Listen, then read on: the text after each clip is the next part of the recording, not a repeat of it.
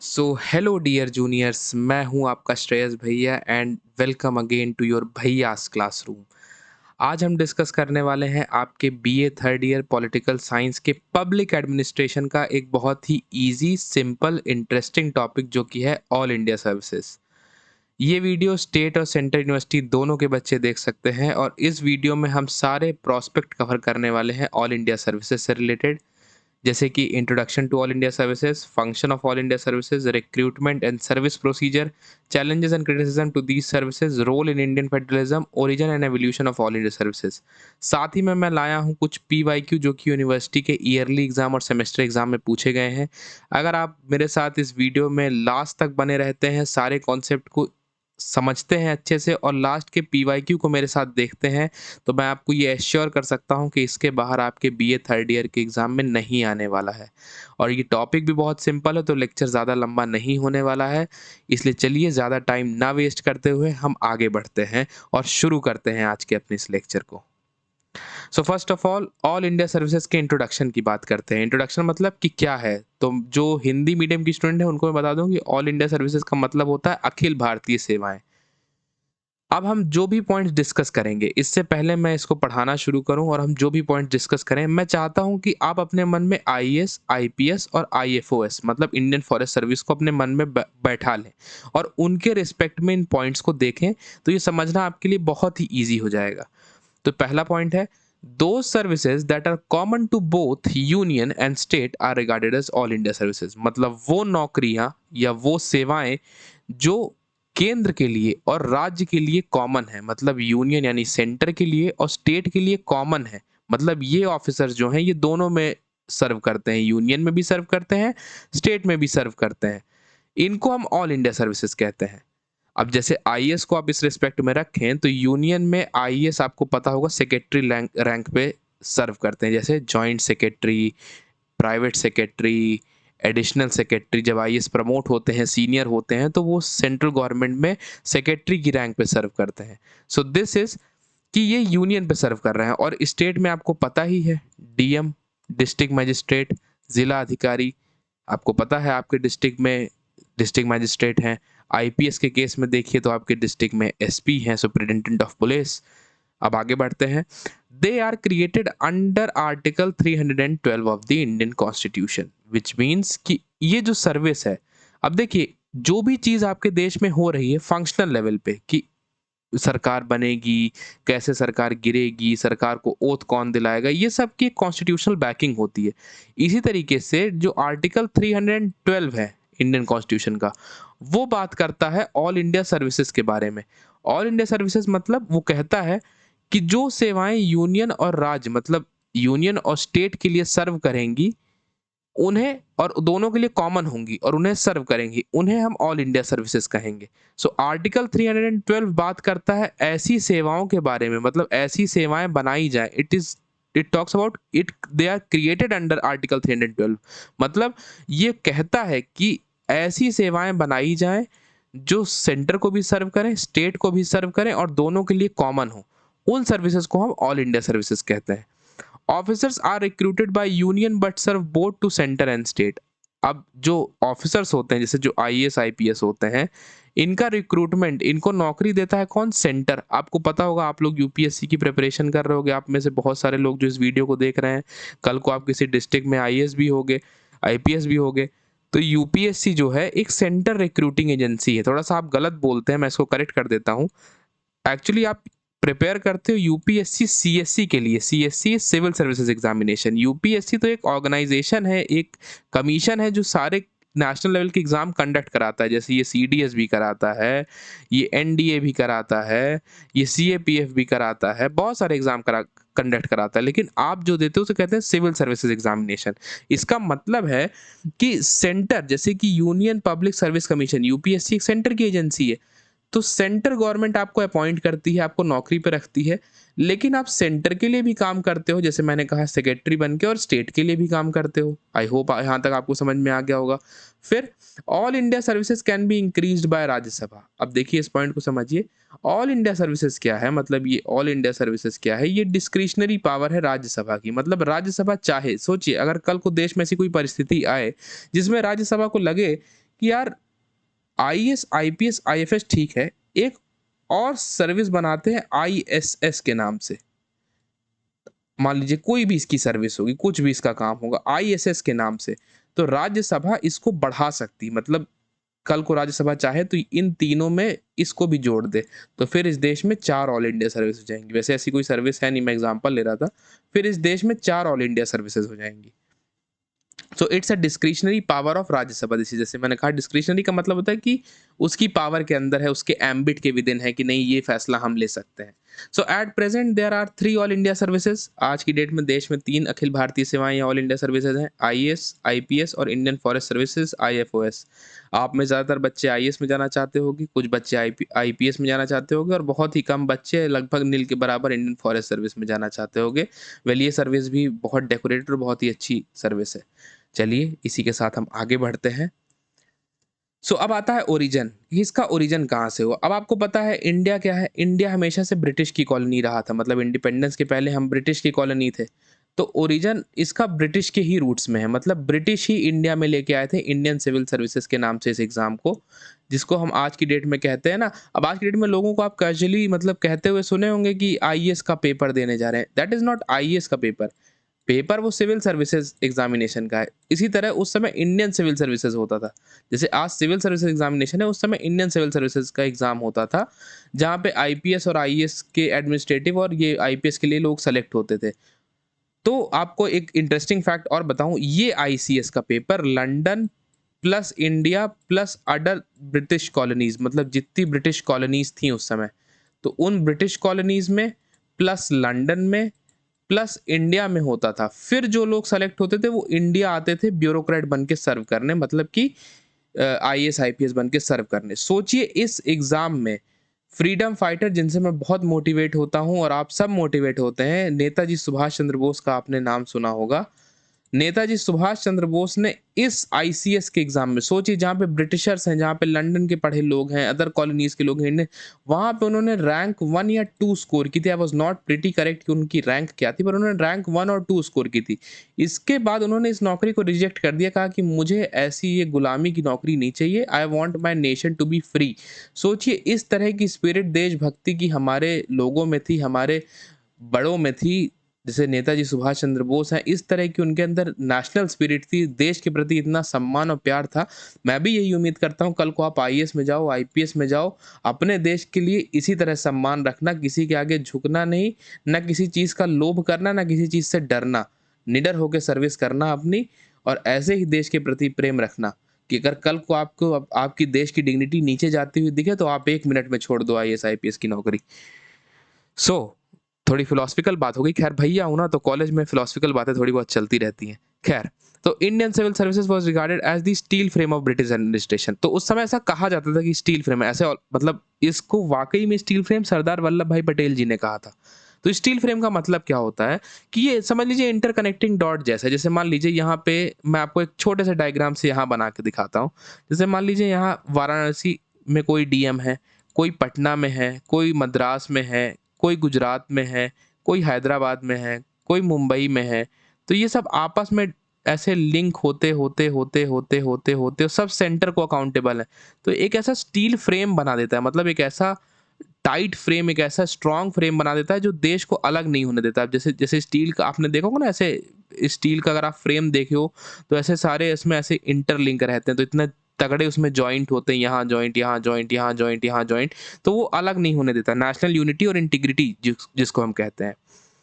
तो British rule के समय सिविल सर्विसेज को यूज किया जाता था यूनिफॉर्मिटी और इंपीरियल कंट्रोल मेंटेन करने के लिए। यूनिफॉर्मिटी और इंपीरियल कंट्रोल मतलब कि भाई ब्रिटिश का इंपीरियल कंट्रोल मेंटेन रहना चाहिए, यूनिफॉर्मिटी देश में मेंटेन रहना चाहिए। इंपीरियल कंट्रोल आप समझ लीजिए कि उनका कॉलोनिज्म स्ट्रक्चर फॉलो हो, कि जो ब्रिटिश गवर्नमेंट से ऑर्डर आया है ऊपर से वो नीचे जाएगा, वो फॉलो होगा, वहाँ पे जो डिस्ट्रिक्ट कलेक्टर या डिस्ट्रिक्ट मजिस्ट्रेट होंगे उसे फॉलो करेंगे, लागू करेंगे, जो पॉलिसीज आएंगी, इस तरह की चीज़ें। After independence the maker of constitution felt the need for strong administrative system. अब आप देखिए कि ये चीज़ ब्रिटिशर्स ने हमारे अगेंस्ट नेगेटिव यूज़ की, लेकिन हमारे जो संविधान निर्माता थे, जो हमारे कॉन्स्टिट्यूशनल मेकर्स थे, उन्होंने सोचा कि इसी चीज़ को अगर हम अपने देश के लिए पॉजिटिव वे में फ्रेम करके और इंट्रोड्यूस करें, तो देश का बहुत बड़ा हित हो सकता है, बहुत कम समय में।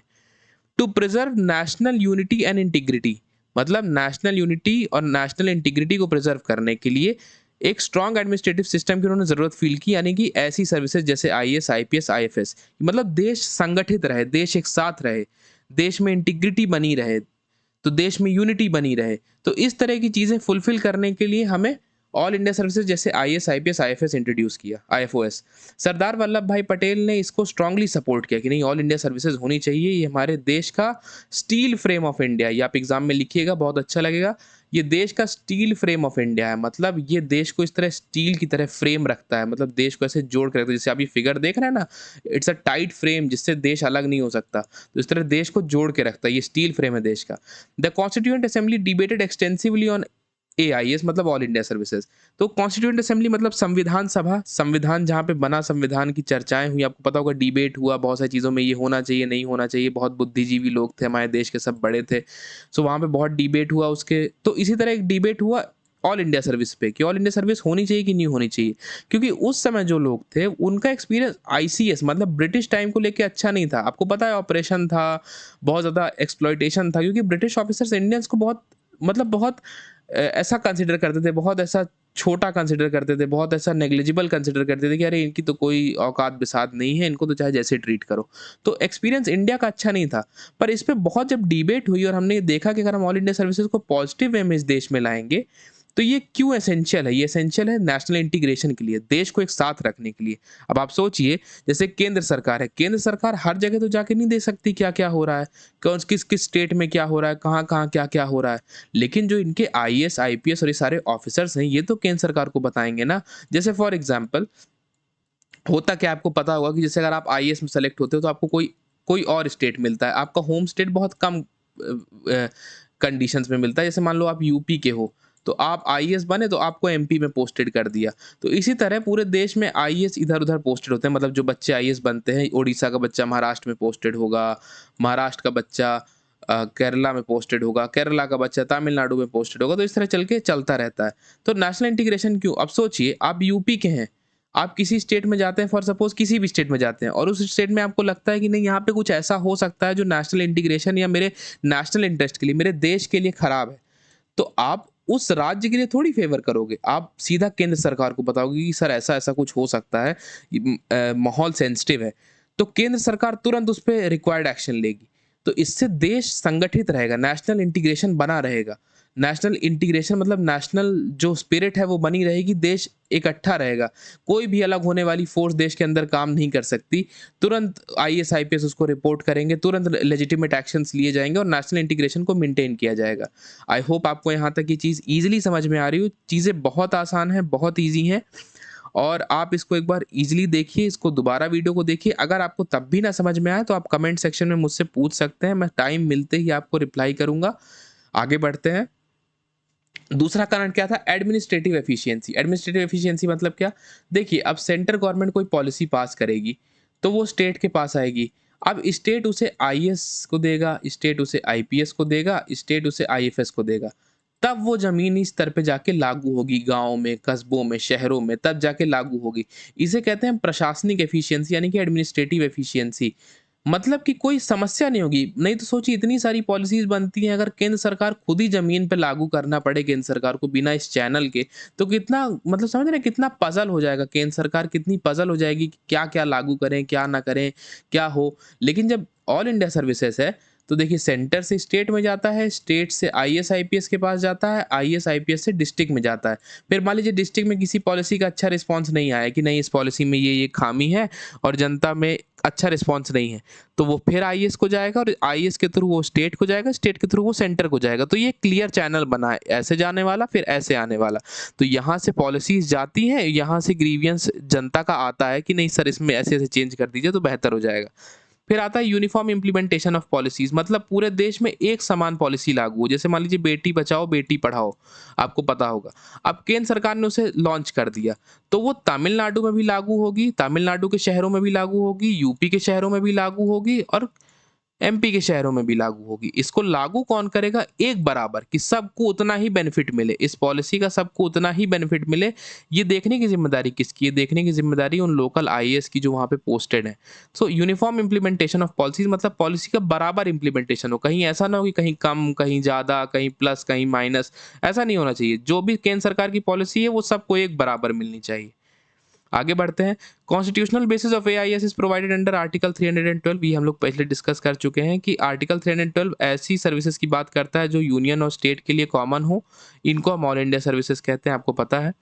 Parliament can create knew all India services if Rajya Sabha, आप देखिए यहाँ पे मैंने बताया था राज्यसभा की डिस्क्रिशनरी पावर में है, तो Rajya Sabha if passes a resolution supported by 2/3 of member present and voting. चलिए, तो इसका मतलब है, जैसे मान लीजिए आपको पता होगा कि जब कोई भी चीज़ पास होती है पार्लियामेंट में तो एक रेजोल्यूशन आता है। तो जैसे राज्यसभा में, जैसे ये बता दे रहा हूँ, राज्यसभा में रेजोल्यूशन आया कि एक नई सर्विस लानी है सर, आईएसएस नाम से।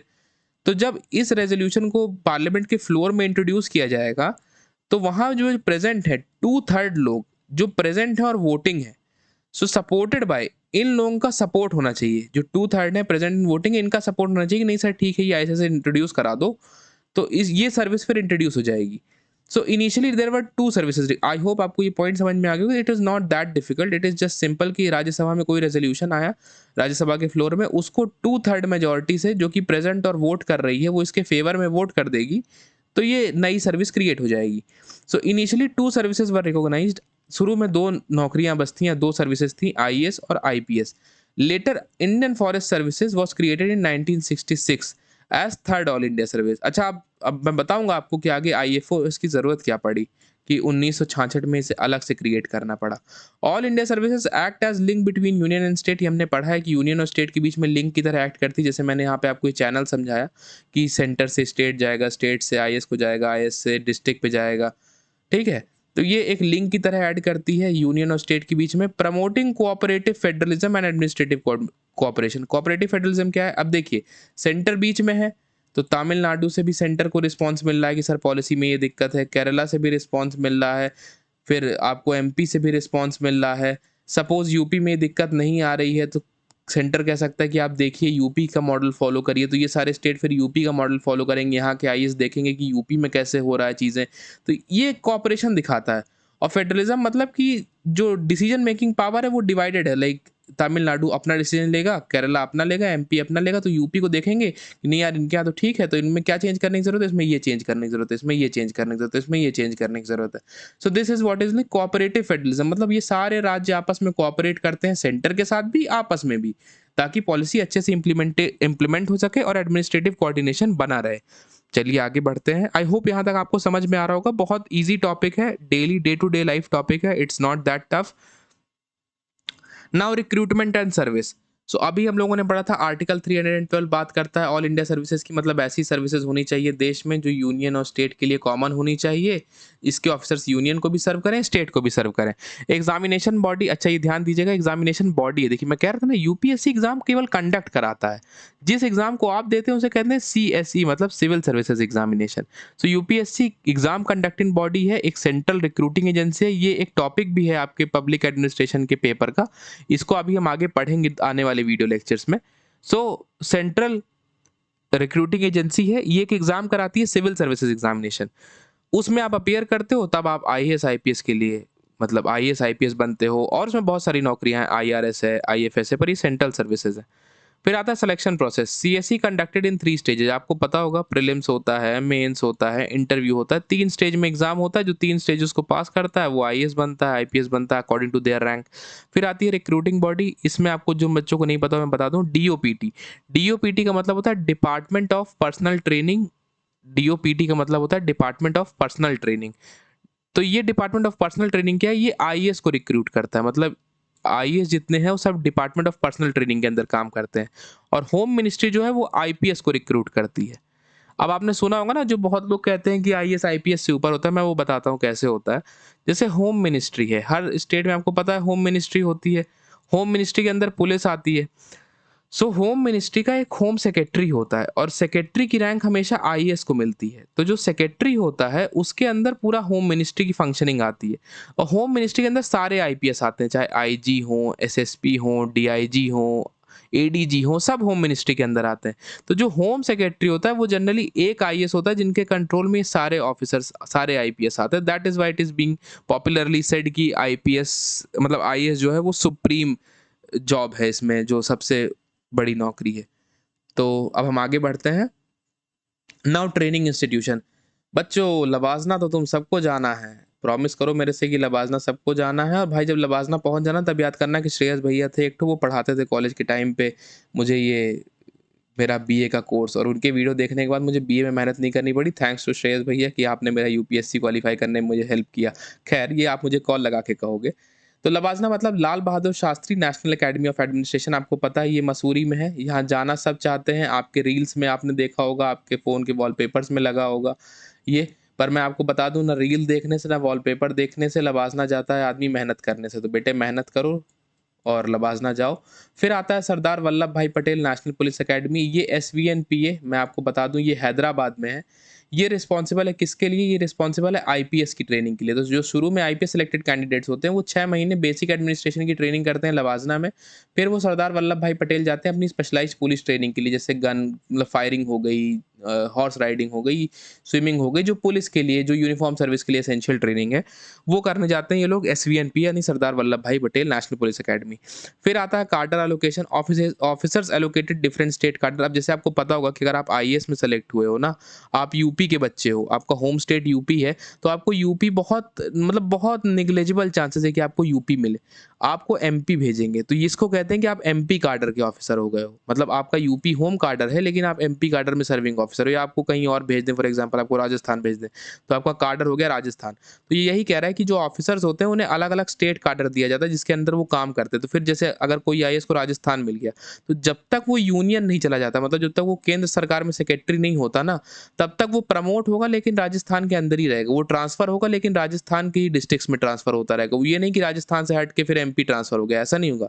अब उसकी पूरी जो नौकरी है, पूरी जो उसकी सर्विस है 60 ईयर्स की, वो उसे राजस्थान में ही करनी पड़ेगी, बशर्ते वो प्रमोट होता रहेगा। जैसे वो डीएम से कमिश्नर हो जाएगा, फिर कमिश्नर से वो स्टेट में सेक्रेटरी हो जाएगा, इस तरह चीज़ें चलती रहेंगी।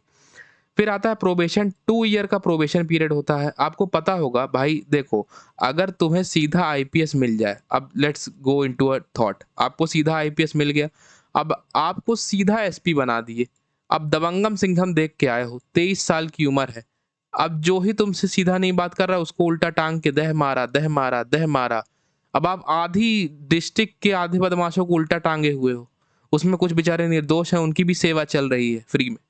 तो इसीलिए प्रोबेशन पीरियड होता है, मतलब कि आप एक सीनियर ऑफिसर के अंडर पहले रखे जाते हो और देखा जाता है कि नहीं बेटा व्यक्ति ठीक है कि नहीं है। ऐसा तो नहीं है कि आते ही फिर एकदम लगा तोड़ने, आंख बंद हो गई, सर हाथ पैर टूट गया, मार रहे थे सर, रात भर मारे। उस दिन हमको सुबह 4 बजे तक मारा गया, 4 घंटा मारा। तो आपको एक सीनियर ऑफिसर के अंदर रखा जाता है। जैसे अगर आप नए नए आईपीएस बने हो तो आपको कोई डिस्ट्रिक्ट मिलेगा जहाँ पे उस एसपी के अंदर आप डीएसपी होगे पहले 2 साल, तो डीएसपी रहोगे। फिर आप नए डिस्ट्रिक्ट में जाओगे, वहाँ एएसपी होगे 2 साल, फिर उसके बाद आप जाके फाइनली एसपी बनते हो। तो इस प्रोसेस में आप सीख जाते हो कि सरकारी तंत्र या गवर्नमेंट सिस्टम काम कैसे करता है। अदरवाइज आपको सीधा ही एसपी बना दिए तो आप टूट पड़े किसी के ऊपर, अब बेचारा वो चल ही नहीं पा रहा है, क्या है क्या कल रात को एसपी साहब ने पीटा था, तो इस तरह थोड़ी होगा। तो इसे कहते हैं 2 ईयर प्रोबेशन पीरियड। और इसी तरह आईएएस के केस में होता है एसडीएम। आईएएस सीधा नहीं बना देंगे, सीधा डिस्ट्रिक्ट मजिस्ट्रेट या डिस्ट्रिक्ट कलेक्टर बना दिए कि लो 23 साल में है, डिस्ट्रिक्ट कलेक्टर बन गए, अब जनता की सेवा नहीं, अब पहले फलाने चाचा जो हमको बोले थे, क्या कह रहे थे चाचा, हेलो, फोन क्यों नहीं उठा रहे हो चाचा, क्या कह रहे थे, कि नहीं बनोगे, आते हैं। तो ये चीज़ अवॉइड करने के लिए गवर्नमेंट आपको पहले क्या करती है, एसडीएम बनाती है। आप एसडीएम बनोगे, आप जनता की सेवा एक छोटे लेवल पे, मतलब एक तहसील के लेवल पे करोगे, फिर आप एडीएम बनोगे, फिर आप थोड़ा ऊपर लेवल पे करोगे, फिर जाके आप फाइनल में डिस्ट्रिक्ट कलेक्टर बनते हो, जहाँ से आपकी मेन आईएएस की नौकरी शुरू होती है। तो इसे कहते हैं प्रोबेशन पीरियड। फिर आता है सर्विस रूल। अब हर चीज़ का रूल होता है, जैसे आप यहाँ इस वीडियो को देख रहे हो तो इसका एक रूल है कि आप इस वीडियो को ध्यान से देखोगे, फैक्ट्स को ध्यान से पढ़ोगे, पीवाईक्यू को ध्यान से एनालाइज करोगे और तब जाओगे। इसी तरह हर सर्विस का एक रूल होता है कि आपको रील नहीं बनाना है, है ना? आपको बहुत शोशेबाज़ी नहीं करनी है, मतलब बहुत शोबाज़ी नहीं करनी है। तो ये जो चीज़ें हैं, ये गाइड करती हैं under all India services act 1951। मतलब इस देश में ऑल इंडिया सर्विसेज़ एक्ट 1951 है, जो बताता है कि आईएएस को क्या करना है, क्या नहीं करना है, आईपीएस को क्या करना है, क्या नहीं करना है, आईएफओएस को क्या करना है, क्या नहीं करना है। चलिए आगे बढ़ते हैं। आई होप आपको समझ में आ रहा होगा, मैं बहुत ईज़ी और फ़नी वे में समझा रहा हूँ। It's very easy to understand. फिर हम आगे बढ़ते हैं। अब आता है functions to all India services, मतलब व्हाट आर देयर फंक्शंस, अब इनका काम क्या क्या है। देखिए मैं फिर कहूंगा आईएएस आईपीएस आईएफएस को अपने मन में रखिए। अब मेरे साथ मैं फंक्शन पढ़ रहा हूँ, फिर मैं आपको समझाता जाता हूँ। अब इसमें मैंने डेफिनेशन नहीं लेके आया हूँ मैं, क्योंकि फंक्शंस आर वेरी इजी, आप एक बार समझ लोगे तो आप एग्जाम में अपने वर्ड्स में से लिख सकते हो। तो first function is policy implementation, मतलब किसी पॉलिसी को लागू करना। जैसे हमने बात किया, सेंटर से पॉलिसी चली बेटी बचाओ बेटी पढ़ाओ पैसे के साथ, स्टेट में आई, उसके बाद स्टेट से आईएएस के पास आई। अब आईएएस का काम है इसको ज़मीन पे लागू करना। अब आईएएस का काम है ये देखना है कि सच में गाँव में, शहर में जो बच्चियाँ हैं वो स्कूल जाएँ, वो पढ़ें। तो इसका मतलब है पॉलिसी इम्प्लीमेंटेशन। प्रधानमंत्री सड़क योजना, पैसा आ गया ऊपर से डिस्ट्रिक्ट के पास, आईएएस के पास। अब आईएएस का काम है कि जो सड़क है वो बने, मतलब अब काम हो। सो इसे कहते हैं हम किसी पॉलिसी को इम्प्लीमेंट करना। तो इनका रोल होता है, जैसे आईएएस का रोल होता है पॉलिसी को इम्प्लीमेंट करने में। दूसरा आता है डिस्ट्रिक्ट एडमिनिस्ट्रेशन। डिस्ट्रिक्ट एडमिनिस्ट्रेशन माने जिला का एडमिनिस्ट्रेशन करना, डिस्ट्रिक्ट का एडमिनिस्ट्रेशन करना। आपको पता होगा डिस्ट्रिक्ट मजिस्ट्रेट का काम है डिस्ट्रिक्ट का एडमिनिस्ट्रेशन करना। डीएम जो होता है या जो आईएएस होता है, वो एक डिस्ट्रिक्ट के सभी डिपार्टमेंट्स का हेड होता है। वो नगर निगम का भी हेड होता है, वो इलेक्ट्रिसिटी डिपार्टमेंट का भी हेड होता है, वो सब का हेड होता है। उसकी रिस्पॉन्सिबिलिटी है कि ये सारे डिपार्टमेंट्स उसको रिपोर्ट करें और वो प्रॉपर एडमिनिस्ट्रेशन मेंटेन रखे। जैसे अगर मैं एग्जांपल लूं कि महाकुंभ के टाइम पे जब प्रयागराज में महाकुंभ अभी चल रहा था, तो डीएम की रिस्पॉन्सिबिलिटी थी कि ट्रैफिक कैसे मैनेज होगा, आने वाले कहाँ से आएंगे, जाने वाले कहाँ से जाएंगे, कहाँ लोग रुकेंगे, कहाँ भीड़ नहीं लगनी चाहिए। इसे कहते हैं डिस्ट्रिक्ट का एडमिनिस्ट्रेशन, इसे कहते हैं डिस्ट्रिक्ट कैसे चलेगा, इसको कहते हैं हम एडमिनिस्ट्रेशन। तो डिस्ट्रिक्ट एडमिनिस्ट्रेशन का काम किसका है? आईएएस आईपीएस का है। फिर आता है maintenance of law and order, मतलब लॉ एंड ऑर्डर का मेंटेनेंस। आईपीएस आपको पता है भाई, आईपीएस बने ही इसीलिए हो।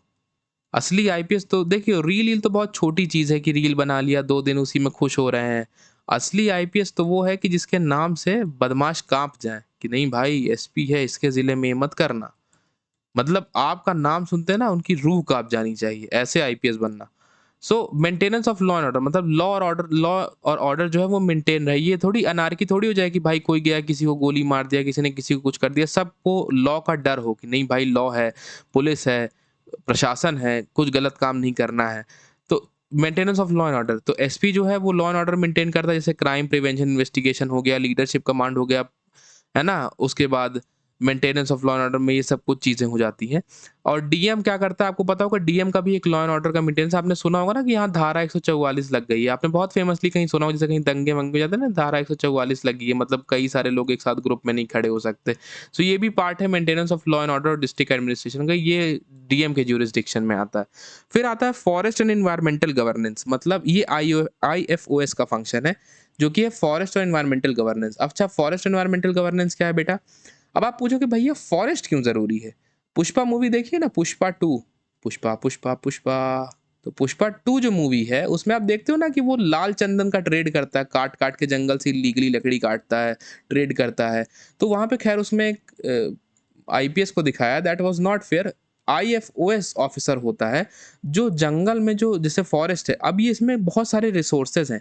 इसमें लाल चंदन जैसे मूवी में दिखाया गया, मैं एग्जांपल ले रहा हूँ, इस तरह बहुत एक्सपेंसिव ट्रीज हैं, जैसे सागौन का पेड़ है और बहुत सारी एक्सपेंसिव चीज़ें हैं। और ये सब चीज़ किसके कंट्रोल में आती है? सब चीज़ आती है सेंट्रल गवर्नमेंट के कंट्रोल में। ये गवर्नमेंट की प्रॉपर्टी है, ये किसी व्यक्ति की प्रॉपर्टी थोड़ी है कि आज आपका मन कर रहा है। अब इतनी महंगी आती है सागौन की लकड़ी, और लाल चंदन की लकड़ी की 40,000 रुपए किलो, 60,000 रुपए किलो। अब ये थोड़ी कि आप एक तरफ से काटना शुरू कर दो, कोई है नहीं अब आप रातों रात माला माल हो गए काट काट के। ये नहीं है, ये ऐसा नहीं होगा। तो इस चीज़ को प्रोटेक्ट और इन्वायरमेंटल गवर्नेंस को इंश्योर करने के लिए कौन होता है? फॉरेस्ट सर्विस का ऑफिसर होता है। इसका काम होता है ये चीज़ प्रिवेंट करना, ये चीज़ बचाना, और गवर्नमेंट की ये जो प्रॉपर्टीज़ हैं, जो फॉरेस्टल प्रॉपर्टीज़ हैं, इनको प्रोटेक्ट करना। फिर आता है डेवलपमेंटल एडमिनिस्ट्रेशन, मतलब डेवलपमेंट इंश्योर करना। जैसे मैंने ये कहा ना, रोड बनाएंगे आईएएस, ये देखेंगे कि रोड बन रही है कि नहीं बन रही है। इसके अलावा ये देखेंगे कि ट्रैफिक लाइट्स अच्छे से चल रही हैं, नहीं चल रही हैं। उसके बाद ये देखेंगे कि पब्लिक हेल्थ सेंटर मतलब पीएचसी जैसे सरकारी अस्पताल में काम हो रहा है। जैसे आपने देखा होगा ना कि डीएम इन्वेस्टिगेशन में जाते हैं सरकारी स्कूलों के, सरकारी अस्पतालों के और अलग-अलग सरकारी सेंटरों के काम हो रहा है कि नहीं। इसे कहते हैं डेवलपमेंटल एडमिनिस्ट्रेशन माने डेवलपमेंट इंश्योर करना। ये इंश्योर करना कि गवर्नमेंट की ये चीज़ कहाँ बनेगी, यहाँ से फ्लाईओवर कहाँ तक बनेगा, क्या यहाँ ज़रूरत है। तो ये सब चीज़ें काम होता है डीएम का इंश्योर करना।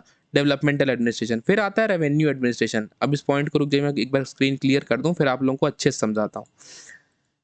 So what is this, what is revenue administration? आपको पता होगा कि आपने सुना होगा डीएम भी कहते हैं और कलेक्टर भी कहते हैं, डिस्ट्रिक्ट मैजिस्ट्रेट भी कहते हैं, डिस्ट्रिक्ट कलेक्टर भी कहते हैं।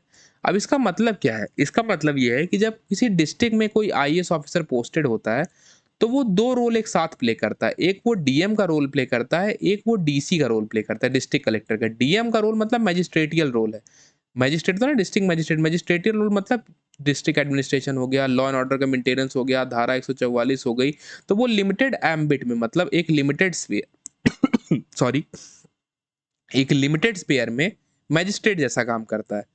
रेस्ट वो टैक्स कलेक्शन का काम करता है कि टैक्स हर डिपार्टमेंट से प्रॉपरली कलेक्ट हो, डीसी के पास आए, डीसी उसका हिसाब भेजे स्टेट गवर्नमेंट को। तो वो कलेक्टर की तरह भी काम करता है। कलेक्टर मतलब कि district collector. Earlier British time में there were district collectors only. Collector मतलब the one who is responsible to collect taxes. So revenue administration मतलब इसीलिए इनको कहते हैं कि राजस्व के अधिकारी हैं। आईएएस को, एसडीएम को, इनको कहते हैं ना कि राजस्व के अधिकारी हैं। मतलब ये लोग रेवेन्यू वाले ऑफिसर हैं।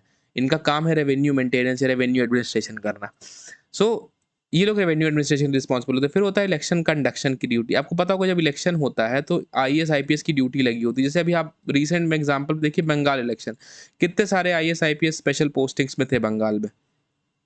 तो इलेक्शन स्मूथली कंडक्ट हो, ये लोग रिटर्निंग ऑफिसर होते हैं, ये लोग इन्विजिलेटिंग ऑफिसर होते हैं, कोई मिसचीफ ना हो, डेमोक्रेसी प्रॉपरली लोग आए वोट करें, सबको वोटिंग राइट हो, ऐसा ना हो कि कोई वोट करने से मना कर रहा है। तो ये सब इलेक्शन कंडक्शन हो स्मूथली, कोई पॉलिटिकल प्रेशर ना हो, ये सब काम होता है इनका इंश्योर करना। फिर होता है advises to ministers. Advises to minister आपको पता होगा आईएएस जो होते हैं वो पर्सनल सेक्रेटरी भी बन जाते हैं। जैसे मान लीजिए अगर आप फ्यूचर में जब ये जो बच्चे वीडियोस आप लोग देख रहे हो, आप में से कोई आईएएस बना और कोई होम मिनिस्टर का बहुत फेवरेट हो गया, तो उन्होंने कहा कि ऐसा है बेटा तुम आ जाओ मेरे पीएस बन जाओ, मतलब मेरे पर्सनल सेक्रेटरी बन जाओ। अब आपका काम क्या है? अब आपका काम है होम मिनिस्टर साहब को रिकमेंड करना कि सर पॉलिसी ऐसे बना लीजिए, मतलब ऐसी पॉलिसी फॉर्मुलेशन करनी चाहिए, ऐसी पॉलिसी इम्प्लीमेंटेशन करनी चाहिए और ये दिक्कतें पोटेंशियल आ सकती हैं। और इवन अगर आप बहुत अच्छे हो तो आप इवन स्पीच तक उनकी हेल्प करते हो उनको फ्रेम आउट करने में। तो आप मिनिस्टर्स को एडवाइस करते हो कि सर ये करना सही रहेगा, ये करना गलत रहेगा, सर इसका ये साइड इफेक्ट पड़ सकता है। उनको फ्यूचर स्पेक्ट्रम में बताते हो कि सर ऐसा हो सकता है, वैसा हो सकता है। तो मीन्स आप एडवाइस करते हो मिनिस्टर को। Now ninth is coordination between centre and state. आपको पता है मैंने शुरू में बताया था, सेंटर से स्टेट आता है, स्टेट से डिस्ट्रिक्ट आता है, डिस्ट्रिक्ट से फिर आईएएस उसको जमीन लेवल पे लागू करता है। तो कोऑर्डिनेशन मेंटेन करता है कि भाई आईएएस बताएगा कि स्टेट को, स्टेट गवर्नमेंट को, स्टेट गवर्नमेंट बताएगी सेंट्रल गवर्नमेंट को। तो ये कोऑर्डिनेशन है, ये लोग प्रॉपर काम करते हैं। इधर से ऑर्डर फ्लो होता है, इधर से ग्रीवियंसेस फ्लो होते हैं। सो this is a proper flow. फिर आता है पब्लिक ग्रीवियंस एड्रेसल। आपको पता होगा कि आपको जो डिस्ट्रिक्ट के डीएम और एसपी होंगे, और नहीं भी पता होगा तो आज पता चल जाएगा कि वो सुबह 11 बजे या 10 बजे टाइमली वो करते हैं जनता दरबार या जन सुनवाई। आपने सुना होगा ना कि लोग कहते हैं कि हम कलेक्टर साहब की जन सुनवाई में जाएंगे, वहीं से कुछ होना है जो होना है, या हम एसपी साहब की जन सुनवाई में जाएंगे, वहीं से कुछ होना है तो होना है। इट इज़ लाइक कि वो पब्लिक के बीच आते हैं, वो बैठते हैं, आम जनता से मिलते हैं, उनकी समस्या सुनते हैं। जैसे एसपी है, वो ये समस्या सुनेगा कि सर कोई मान लीजिए कोई व्यक्ति आया, उसने बताया कि सर थाने में मेरी एफआईआर नहीं लिखी जा रही है और जो अपराधी हैं उनको पकड़ा नहीं जा रहा है, पुलिस ठीक से काम नहीं कर रही है। तो एसपी को पता चलेगा, तो वो जो पब्लिक की समस्या है एसपी डील करेंगे, थाने को फ़ोन लगाएँगे, कहेंगे कि इनकी एफआईआर लिखो, वो जो कल्प्रिट है उसको अरेस्ट करो। जो आईएएस हैं, जो कलेक्टर हैं, उनके पास आएँगे कि सर बिजली विभाग में एसडीओ साहब हैं, वो मेरी सुन नहीं रहे हैं, मेरा बिजली का बिल 60,000 आ गया है, मैं इतना यूज़ नहीं करता हूँ। फिर जब आप डीएम बनोगे तो आप फ़ोन करोगे एसडीओ साहब को कि हाँ एसडीओ साहब, ये क्या हो रहा है भाई आपके एरिया में? ये व्यक्ति हमारे सामने आए हैं, ये कह रहे हैं कि हम एसडीओ साहब के पास गए और एसडीओ साहब हमारी कोई सुनवाई नहीं कर रहे हैं। तो एसडीओ साहब ऐसा है कि आज रात तक इनका मसला हल हो जाना चाहिए। नहीं होगा तो कल मैं आके आपके विभाग का मसला हल कर दूँगा। और एसडीओ साहब क्या करेंगे? Sir, sir, sir, sir, sir, sir हो जाएगा ना सर, सर आप बिल्कुल सर, सर हो जाएगा सर, सर, सर, सर। सो ये सर, सर अगर आपको सुनना है ना बेटा, तो अभी पढ़ाई करो मन से, ज़रूर ये सर, सर सुनोगे। So this is what is known as public grievance redresser, मतलब जनता की समस्याओं को सुनना और जनता की समस्याओं को एड्रेस करना। चलिए आगे बढ़ते हैं। Now challenges to all India services. भाई अब इनको चैलेंजेस क्या है? देखो, जितनी बड़ी नौकरी होती है, जितनी बड़ी जिम्मेदारी होती है, उतनी उसमें चैलेंजेस आता है। पहला है सेंट्रल डोमिनेंस, केंद्र का डोमिनेंस होता है, और पॉलिटिसाइजेशन होता है। सेंट्रल डोमिनेंस मतलब जैसे मान लीजिए आप स्टेट में पोस्टेड हो, पर आपको नौकरी तो सेंट्रल गवर्नमेंट ने दी है ना, आप आईएएस हो। अब मान लीजिए स्टेट में कोई एक्स गवर्नमेंट है, सेंटर में कोई वाई गवर्नमेंट है, तो वाई गवर्नमेंट जो है सेंटर की, वो आपको कहेगी कि आप एक्स गवर्नमेंट के इस काम को रोको, ये गलत काम है, ये गलत है, ये सही नहीं है, ये कंस्ट्रक्शन सही नहीं है। अब आप रोकोगे इनके प्रेशर में, क्योंकि आप सेंट्रली डोमिनेट हो, सेंटर आप पे डोमिनेट कर रहा है, आप सेंटर आप पे प्रेशर बना रहा है। अब आप इनको रोकोगे तो जो स्टेट गवर्नमेंट के लोकल एमएलए हैं, क्योंकि भाई विधायक तो ही हैं, जीते हुए हैं, वो आपको धमकी देंगे कि कलेक्टर साहब ऐसा है कि भले आप अपॉइंटेड सेंटर से हो, लेकिन आपका ट्रांसफर जो है ना वो स्टेट के हाथ में है। तो ऐसा काम कुछ मत करना कि एमपी में भोपाल से और चंबल भेज दिए जाओ, और चंबल चले जाओगे तो जीवन ठंडा पड़ जाएगा, सारी कलेक्टरी निकल जाएगी। सो इस तरह में इसे कहते हैं पॉलिटिसाइजेशन, मतलब इतना पॉलिटिकल प्रेशर एक्सपीरियंस करते हैं कि भाई ऊपर से कोई कुछ और कह रहा है, स्टेट में लोग अलग प्रेशर बना रहे हैं, जिसे कहते हैं पॉलिटिकल प्रेशर। प्रेशर होता है, पॉलिटिकल पार्टीज अपने इंटरेस्ट के लिए प्रेशर बनाती है कि आपको ऐसा करना है, ये करना है। तो this is known as central dominance and politicisation. Now second is frequent transfer. Frequent transfer मतलब बार बार ट्रांसफर। जैसे मान लीजिए अब कोई डीएम गोरखपुर बना, बंदा 1.5 साल काम नहीं कर पाया गोरखपुर में, कि उसको आपने डीएम मुजफ्फरपुर बना दिया, मतलब डीएम मुजफ्फरनगर बना दिया, फिर उसको आपने डीएम प्रयागराज बना दिया। इस तरह में क्या होता है कि किसी भी डीएम कोई भी डेवलपमेंटल काम नहीं कर पाता, क्योंकि 1.5 साल में कोई डेवलपमेंटल काम नहीं हो सकता। आप 1.5-2 साल में तो उनका ट्रांसफर कर दोगे, फिर कोई नया डीएम आएगा, अब उसको आपका प्लान नहीं समझ में, उसने कहा कि नहीं ऐसा है, ये वाला प्लान अभी इसको होल्ड पे रखो, अभी ये वाला काम शुरू करो। तीसरा डीएम आएगा 2 साल बाद, कहेगा नहीं ये काम होल्ड पे रखो, ये काम शुरू करो। तो बार बार ट्रांसफर से क्या होता है कि डेवलपमेंट इफेक्ट होता है। सबसे ज्यादा इफेक्ट क्या होता है? डेवलपमेंट इफेक्ट होता है, विकास नहीं हो पाता। फिर है तीसरा, specialist left out of vacuum. Specialist कौन होते हैं मैं बता देता हूँ। जो आईएएस आईपीएस होते हैं आपकी, ये जनरलिस्ट होते हैं, मतलब इनको हर सब्जेक्ट का थोड़ा थोड़ा नॉलेज होता है, इसलिए जनरलिस्ट होते हैं। स्पेशलिस्ट मतलब जैसे आप इकोनॉमिक्स में पीएचडी हो तो आप स्पेशलिस्ट हो, आप पॉलिटिकल साइंस में पीएचडी हो तो आप स्पेशलिस्ट हो। तो होता क्या है कि इनको अलग कर, जैसे मान लीजिए, मान लो बेटा जब डिस्ट्रिक्ट में कोई पॉलिसी बन रही है, मान लो अगर बन रहा है, मैं बताऊं, कोई मॉनेटरी पॉलिसी बन रही है कि हम गरीब लोगों को 100 रुपए देंगे, ठीक है, पर इसका इम्पैक्ट डीप लेवल पे क्या पड़ेगा ये आपको एक इकोनॉमिस्ट बता सकता है, जिसको इकोनॉमी की बहुत अच्छी नॉलेज है। वो आपको बता सकता है कि सर क्या ये पॉलिसी लागू करना फेवरेबल है, या इस पॉलिसी को लागू करने से नुकसान हो सकता है। पर इन स्पेशलिस्ट का कोई रोल है ही नहीं। आपने कभी सुना ही नहीं होगा कि कोई इकोनॉमिस्ट बना है आईएएस ऑफिसर, आपने कभी सुना ही नहीं होगा कोई पॉलिटिकल साइंस का एक्सपर्ट बना है आईएएस ऑफिसर। तो main decision power IAS officers के हाथ में होती है। ये लोग होते हैं जर्नलिस्ट, इन लोगों को हर सब्जेक्ट का थोड़ा थोड़ा बेसिक नॉलेज होता है, इधर मतलब एडुकेट नॉलेज होता है। लेकिन ऑब्वियसली अगर आप किसी इकोनॉमिक्स में पीएचडी किए हुए बंदे से कंपेयर करोगे, तब उसके कंपेयर में तो जनरल नॉलेज ही हुआ ना, कि जनरल नॉलेज होता है। तो इस तरह में क्या होता है कि बहुत अच्छी पॉलिसीज ग्राउंड लेवल पे नहीं आ पाती हैं, क्योंकि स्पेशलिस्ट को कंसिडर ही नहीं करते हैं डिसीजन मेकिंग में। आईएएस आईपीएस अपने खुद से पॉलिसीज बनाते हैं। फिर है कॉलोनियल माइंडसेट। अच्छा, इनके अंदर कॉलोनियल माइंडसेट होता है। कॉलोनियल माइंडसेट और एलिटिस्ट स्ट्रक्चर ये एक ही जैसा पॉइंट है। सो इनके अंदर कॉलोनियल माइंडसेट होता है। अब जैसे आप खुद सोचो, आपने सुना होगा बहुत सारे लोग आज भी इंडिया में ऐसा कहते हैं, they are public servants. See first of all IAS IPS क्या है? दे आर पब्लिक सर्वेंट्स, मतलब ये हमारे और आपके सेवक हैं, जनता के सेवक हैं, दे आर पब्लिक सर्वेंट्स। लेकिन आईएएस आईपीएस जो खुद होते हैं, वो बनने के बाद कभी खुद को पब्लिक सर्वेंट रिकॉग्नाइज नहीं करते। उन्हें साहब ट्रीटमेंट चाहिए होता है कि आप मुझे साहब ट्रीटमेंट दो। आप मुझे खुद बताओ, एसपी आते हैं किसी प्रोग्राम में, किसी प्रोग्राम में डिस्ट्रिक्ट मजिस्ट्रेट आते हैं, लोग जाते हैं दौड़ के उनका पैर छूने लगते हैं। I mean they are public servant. आप उनका पैर क्यों छू रहे हो? भाई आपके साहब वो नहीं है।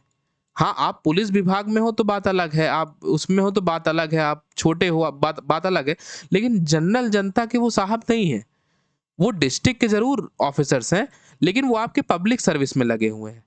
तो आप पुलिस में हो तब बोलो कि एसपी साहब है नहीं, लेकिन आप कैजुअली भी बोलोगे, आप नॉर्मली भी बोलोगे, अरे रे एसपी साहब आ रहे हैं, अरे डीएम साहब आ रहे हैं, अरे कलेक्टर साहब आ रहे हैं, पकड़ लो।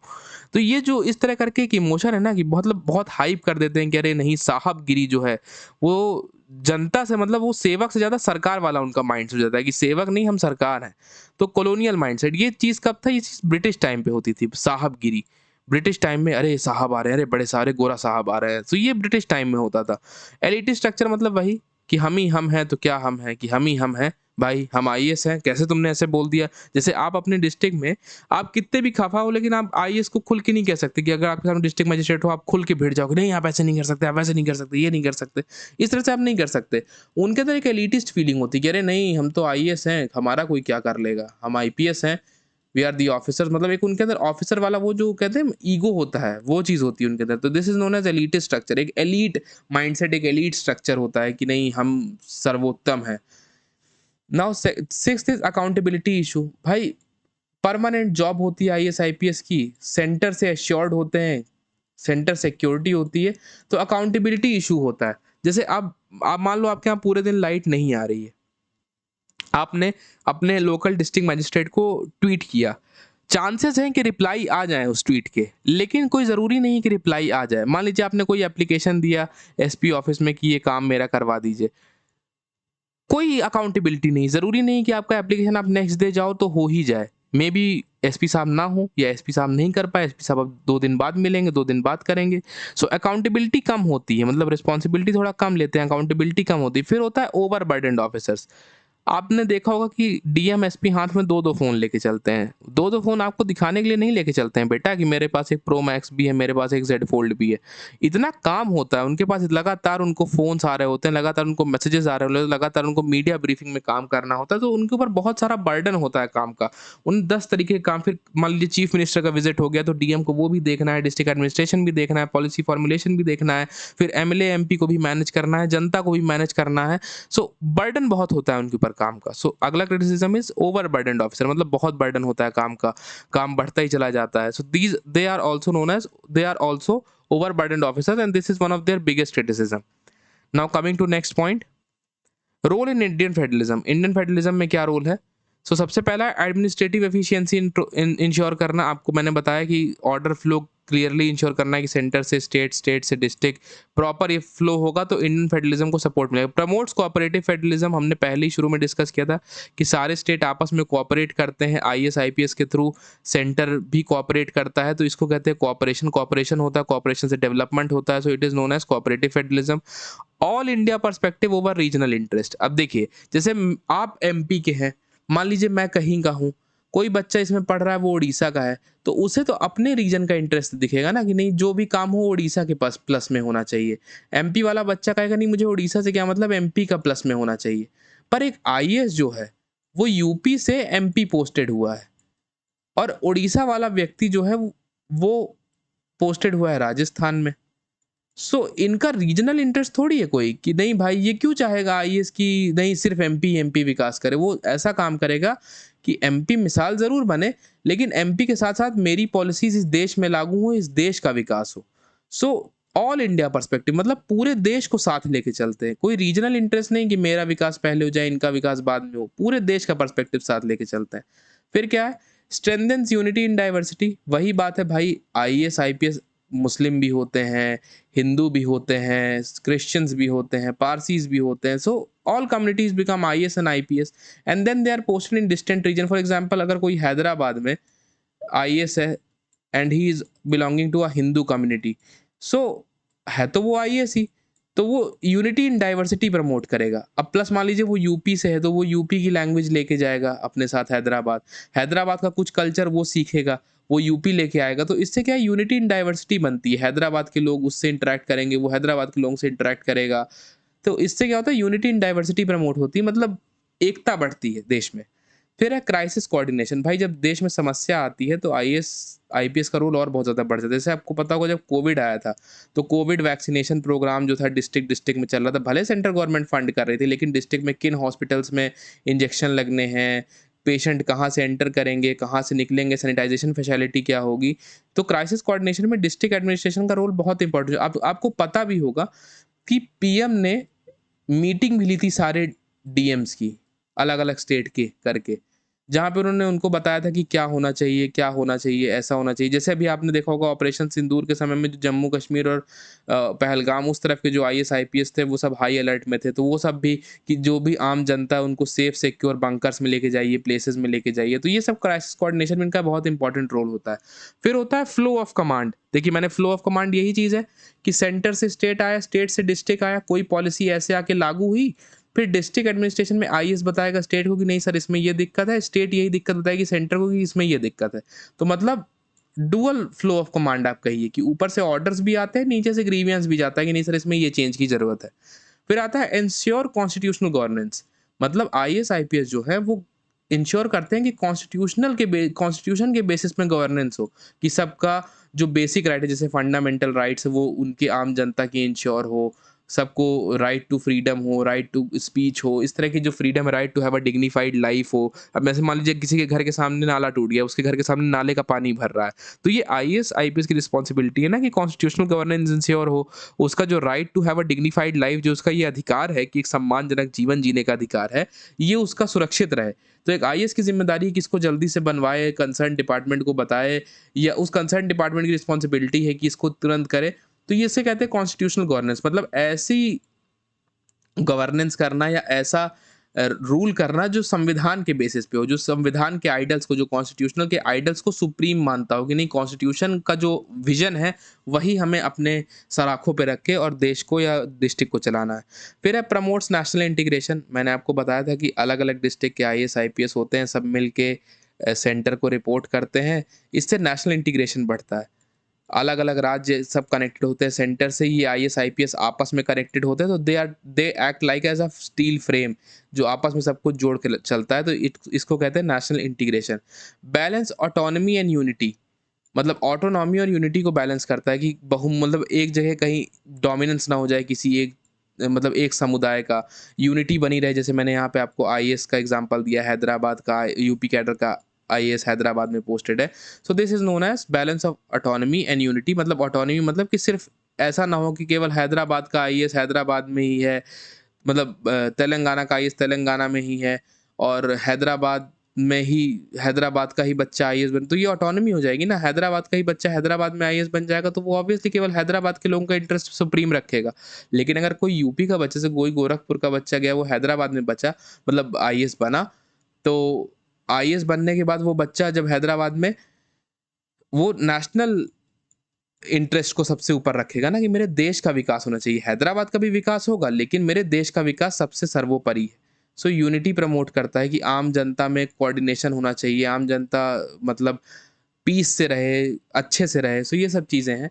सो ये हुआ इनका रोल इन फेडरलिज्म। अब आगे बढ़ते हैं हम। अब आ जाते हैं, यहाँ से ही आपका टॉपिक हो जाता है खत्म। मैंने आपसे कहा था टॉपिक इज़ एक्सट्रीमली ईज़ी। आपको कोई भी एक्स्ट्रा एफर्ट देने की ज़रूरत नहीं है। आप जो चीज़ें आप अपने चारों तरफ देखते हो, ये चीज़ें वही हैं। मैंने इसको ईज़ी वे में आपको समझा दिया है। अब आपका काम है कि आप जो मैंने पॉइंट्स बोले हैं, इन पॉइंट्स को आप नोट डाउन कर लीजिए, इनको समझ लीजिए, और फिर अगर आपको कोई प्रॉब्लम हो तो आप कमेंट सेक्शन में मुझे रिप्लाई कीजिए। Now coming up to previous year questions, पिछले साल कुछ कैसे क्वेश्चन पूछे गए हैं। तो सबसे पहला क्वेश्चन है critically examine role of all India services in Indian administration. अब यहाँ पे आपको वही बताना है कि उनका रोल क्या है, उनके फंक्शंस क्या हैं, and what are the reforms needed to make them more effective. यहाँ पे मैंने आपको बताया था ना कि एलिटिस्ट स्ट्रक्चर है, ओवरबर्डन्ड ऑफिसर्स हैं, पॉलिटिसाइजेशन है, सेंट्रल डोमिनेंस है। ये सब चीज़ें आपको बताना है कि इन सब चीज़ों में अगर सुधार किया जाए, अगर उनका सरकार वाला माइंडसेट आके सेवक वाला माइंडसेट उनमें डेवलप किया जाए, है ना, उनका बर्डन रिड्यूस किया जाए, स्पेशलिस्ट को रोल दिया जाए, तो रिफॉर्म, इस तरह के रिफॉर्म होंगे तो ये जो ऑल इंडिया सर्विसेज हैं ये और बेटर सर्विस डिलीवरी इंश्योर कर पाएंगी। Now second question is what are all India services. आपको पता है वो सर्विसेज जो यूनियन और स्टेट के लिए कॉमन है और 312 में आर्टिकल में फॉर्म होती है, and why they are important for Indian federalism. अभी हमने इंडियन फेडरलिज्म के पॉइंट डिस्कस किए कि यूनिटी मेंटेन करने के लिए है, उसके बाद आगे हम बात कर रहे थे इसमें नेशनल इंटीग्रेशन के लिए है। तो इस तरह के पॉइंट्स आपको जो पीछे हमने अभी इन फेडरलिज्म में पढ़े हैं ये आपको इसमें लिखने हैं। Then explain origin, structure and importance of all India services maintaining administrative unity in India. So origin में आपको वही ब्रिटिश ओरिजिन लिखना है, स्ट्रक्चर में आपको लिखना है वही कि कैसे इनका, जैसे यूपीएससी जो मैंने शुरू में हम लोगों ने स्लाइड में पढ़ा होगा कि यूपीएससी एग्जाम कंडक्ट कराता है, फिर सीएससी 3 स्टेज का होता है, फिर इनका डीओपीटी अपॉइंटमेंट करता है, फिर प्रोबेशन होता है, तो ये इनका स्ट्रक्चर है। फिर इम्पोर्टेंस क्या है? इम्पोर्टेंस मैंने आपको बताया, वही जो रोल है इनका, ये वही इम्पोर्टेंस है कि क्राइसिस मैनेजमेंट हो गया, उसके बाद इनका लॉ एंड ऑर्डर मेंटेनेंस हो गया, इलेक्शन ड्यूटी हो गया, ये सब चीज़ें। Fourth question is discuss all India services and explain the function of various services under them. अच्छा, वेरियस सर्विसेज का फंक्शन पूछ रहा है, मतलब आईएएस का फंक्शन अलग पूछ रहा है, आईपीएस का फंक्शन अलग पूछ रहा है और आईएफओएस का फंक्शन अलग पूछ रहा है। तो आप बता दोगे जैसे आईएएस के फंक्शन में कि रेवेन्यू कलेक्शन हो गया, डिस्ट्रिक्ट एडमिनिस्ट्रेशन हो गया, पॉलिसी इंप्लीमेंटेशन हो गया, इसमें हो गया क्राइम प्रिवेंशन हो गया, लॉ एंड ऑर्डर हो गया, उसके बाद हो गया इन्वेस्टिगेशन हो गया, उसके बाद हो गया सिक्योरिटी हो गया, फिर आईएफएस में बता दोगे फॉरेस्ट प्रोटेक्शन बता दोगे, एनवायरमेंटल गवर्नेंस बता दोगे, उसके बाद फॉरेस्ट सेंट्रिक ड्यूटीज़, इस तरह करके आप बहुत सारे पॉइंट्स इसमें बता सकते हो। तो इसमें आप इस तरह के पॉइंट्स बता दोगे। बस ऐसे ही पीवाईक्यूज़ हैं और ऐसे ही क्वेश्चन आपके एग्ज़ाम में आएँगे। इन क्वेश्चंस को आप ध्यान से एनालाइज़ कर लीजिए। इससे रिलेटेड हमने सारे पॉइंट्स ऑलरेडी वीडियो में पहले डिस्कस कर लिए, मतलब जो पहले स्लाइड्स में हमने इसको डिस्कस कर लिया है। आई होप कि इसमें कोई भी दिक्कत नहीं होनी चाहिए। Things are very easy, things are very direct, कोई भी चीज़ घुमाऊ नहीं है, कोई भी चीज़ कन्फ्यूज़िंग नहीं है। इसी के साथ ये लेक्चर यहाँ पे ख़त्म होता है।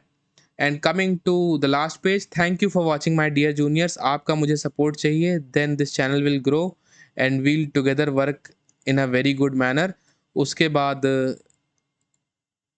आगे भी मैं लेक्चर लेके आता रहूँगा आपके लिए। अभी आगे मैं आपके लिए इंडियन पॉलिटिकल थॉट के लेक्चर लेके आऊँगा। आपके इंटरनेशनल रिलेशंस की बहुत सारी क्लासेस बची हैं। मैं first year, second year, third year सबके लिए लेक्चर लेके आऊँगा। वेस्टर्न पॉलिटिकल थॉट के लिए, पॉलिटिकल साइंस का आपका वन स्टॉप सॉल्यूशन है मेरा ये चैनल। आपका ये चैनल, क्योंकि भैयास क्लासरूम के स्टूडेंट तो आप हो। और उसके बाद मैं फिजिकल एजुकेशन भी पढ़ाऊँगा, तो जो आपके फ्रेंड्स फिजिकल एजुकेशन के हो उनको ये वीडियो रिकमेंड कीजिएगा। So thank you for watching this video और सब्सक्राइब कीजिएगा नए वीडियोज़ के लिए, बिकॉज़ आपका सब्सक्राइब मुझे स्ट्रॉन्ग करता है, आपके भैया को स्ट्रॉन्ग करता है ऐसे, and to promote more and more and to make good and good videos for you. आपका लाइक मुझे मोटिवेट करता है, आपका सपोर्ट हमारी ताकत है, मतलब मेरी ताकत है, क्योंकि मुझे यूनिवर्सिटी में आप लोगों से बहुत सपोर्ट मिला जब मैं यूनिवर्सिटी में था, जब मैं कॉलेजेस में था। इसको ज़्यादा से ज़्यादा अपने फ्रेंड्स तक शेयर कीजिए। जीतना भी साथ है हमें, सीखना भी साथ है हमें, जीतना भी साथ है। सिखाऊँगा मैं, जीतोगे आप, क्योंकि नोट्स से नहीं सपोर्ट से जूनियर आगे बढ़ते हैं। मैं हमेशा से ही मानता हूँ कि यूनिवर्सिटी में हमेशा ये था कि भैया आपकी नोट्स मिल जाए, आपकी नोट्स मिल जाए, आपकी नोट्स मिल जाए। बेटा नोट्स क्या करोगे, मेरा सपोर्ट तुम्हारे साथ है। So thank you for the part so thank you for being a part of this learning journey. I hope आपको वीडियो अच्छे से समझ में आया होगा एंड मिलते हैं किसी नए लेक्चर, नए वीडियो, नए टॉपिक के साथ। Thank you for watching. Thank you guys.